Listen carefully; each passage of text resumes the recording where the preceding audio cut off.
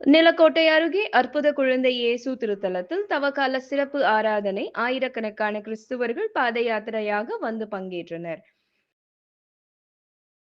திண்டுக்கல் மாவட்டம் நிலக்கோட்டை அருகே கவிராயபுரத்தில் அமைந்துள்ள அற்புத குழந்தை இயேசு திருத்தலத்தில் தவக்கால சிறப்பு ஆராதனை மற்றும் பிரார்த்தனை கூட்டங்கள் நடைபெற்றது.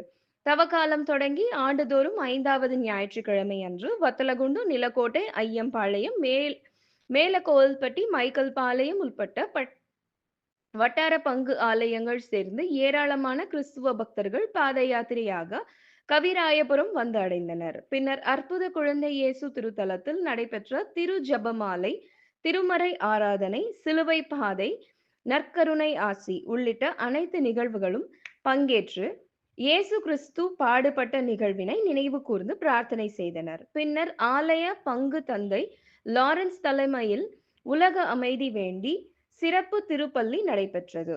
இதில் 2000க்கும் மேற்பட்ட கிறிஸ்துவர்கள் பங்கேற்று கூட்டு பிரார்த்தனை செய்தனர்.